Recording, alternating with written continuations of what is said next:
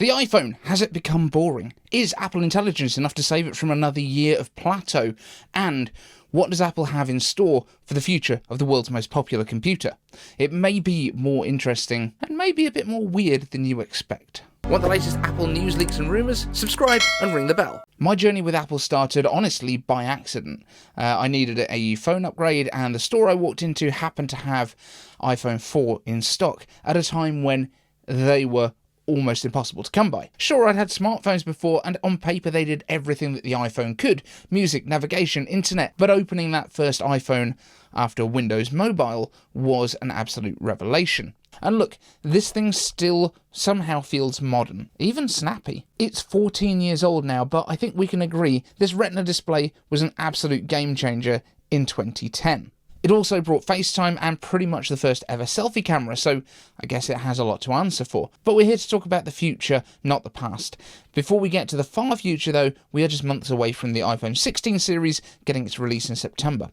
An event which you can set your watch by, assuming there's no global pandemics on the cards, as the only time in recent memory that we had a delay was 2020 when the iPhone 12 arrived in October. No huge surprises this year, but some nice upgrades, and some I don't believe anyone's really talked about. So, the models: iPhone 16, iPhone 16 Plus, iPhone 16 Pro and iPhone 16 Pro Max. Same as last year, but with a bigger number at the end.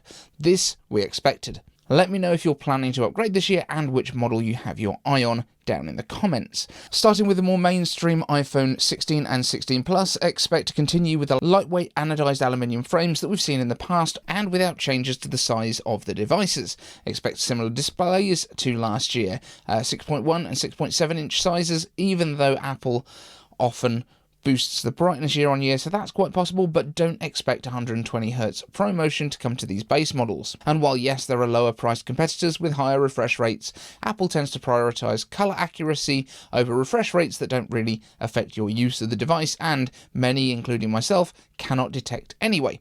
Believe me, I wish I could. I shelled out for the iPhone 14 Pro. And the only thing that you can do to console me is subscribe and ring my bell. Beyond the displays, rumour has it that all the iPhone models will get the action button, which was reserved for last year's iPhone Pro models, replacing the mute switch with a customisable button which can be used for a variety of functions or shortcuts, including mute. And both models will also get what's been called the capture button, at least so far, which is multifunctional, possibly capacitive, and has different pressure levels and the ability to swipe for zoom, and is located below the side button on the iPhone, not on the side with the volume buttons. So this would position it perfectly for a shutter release for photography and video. And speaking of photography, one of the biggest visual changes to the iPhone 16 and 16 Plus will be the reconfigured camera layout, moving from the current diagonal in a squircle setup to a vertical pill layout, reminiscent of the iPhone 10 and 10s models, so they will also be capable of stereoscopic photo and video capture for spatial applications like Vision Pro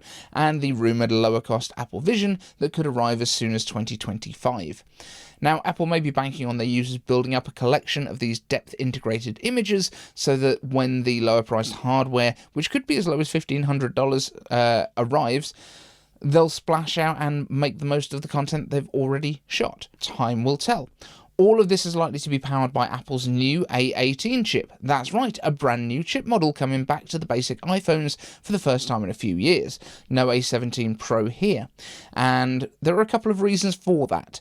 First, Apple is likely looking to bring Apple Intelligence to as many products as possible going forwards, and secondly, the process used by TSMC to build A17 Pro and M3 has been a nightmare of low yields for them. This is why Apple has already moved onto the M4 platform with the iPad Pro earlier this year, and there's no expectation of an M3 Ultra or an M3 Extreme chip arriving for that generation. It's M4 N3E processors from here on out. Moving to the A18 and A18 Pro will give Apple a nice unified platform with good chip yields, hopefully reducing the cost per chip versus the A17 Pro as well, which would also allow them to use this technology in more products more quickly. So think things like the iPad 11th generation, the iPad Mini 7, and possibly even an Apple Watch chip built on the same processors using the same efficiency cores.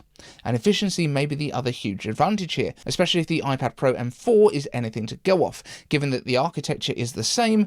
that should be a pretty safe bet. The M4 gets the same performance as the M2 using half of the energy, so the next iPhones built off the same chip architecture could well be in line for some great battery life.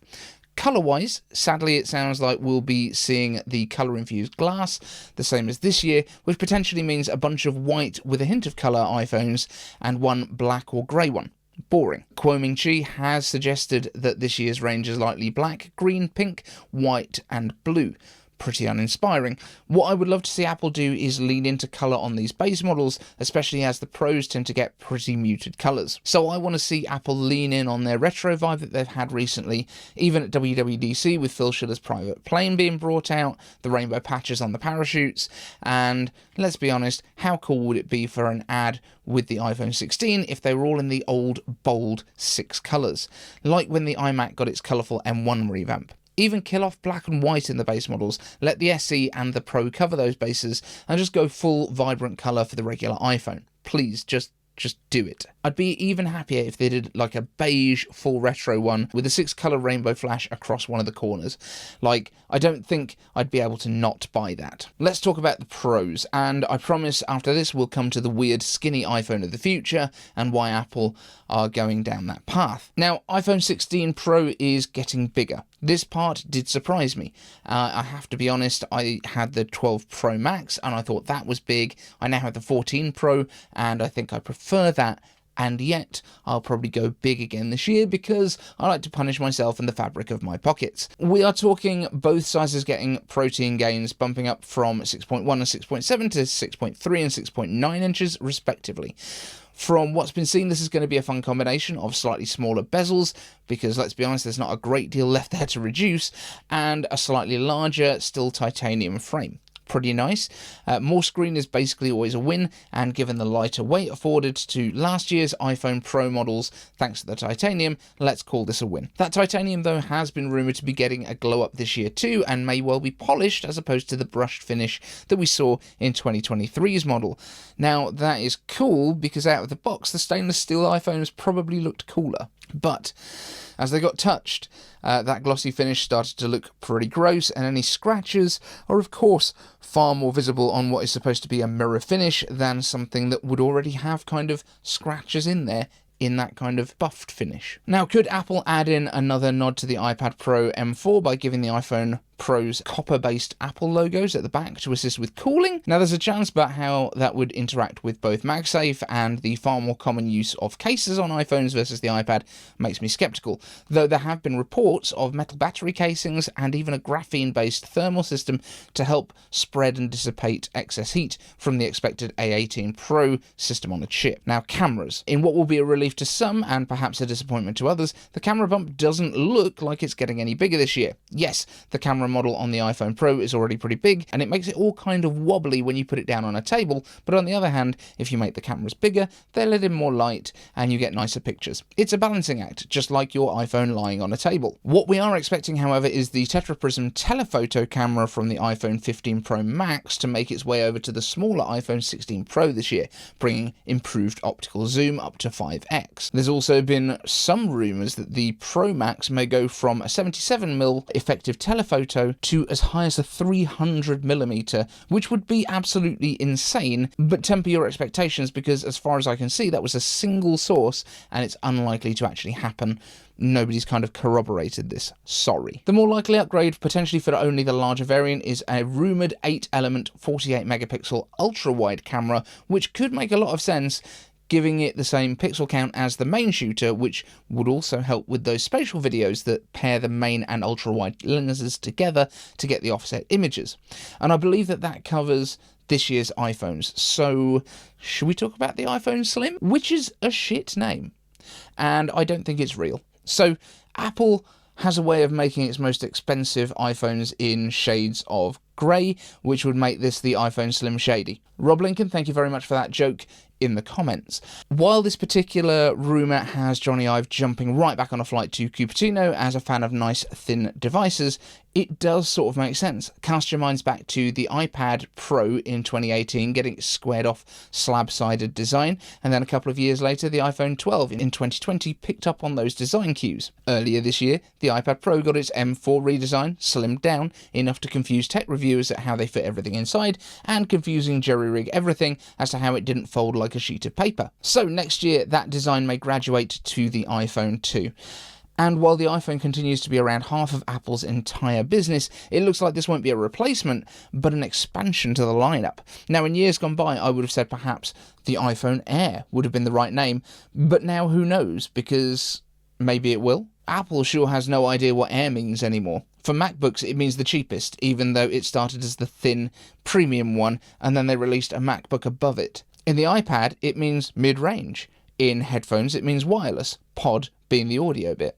But from the sounds of this, the thinner iPhone will have a display between the size of the iPhone Pro and the Pro Max, but it will be positioned at a higher, more premium price point, even though slimming it down may dramatically compromise camera quality because you haven't got the depth, and battery life because you haven't got space for it, and potentially cooling. And if it's going to be pricier, will it just be an Ultra? Will it have a tandem stacked OLED so the display can be even brighter? Perhaps. But again, I've not really heard anyone suggest the obvious solution here. You'd want a really slim chassis if you were planning to fold your iPhone up. Maybe that's what we're thinking. Thank you so much for watching, and if you've made it this far and you're not subscribed, I'm super confused about what you're doing with your life. At this point, you should be joining the cool kids in the Patreon. See you in the next one, guys.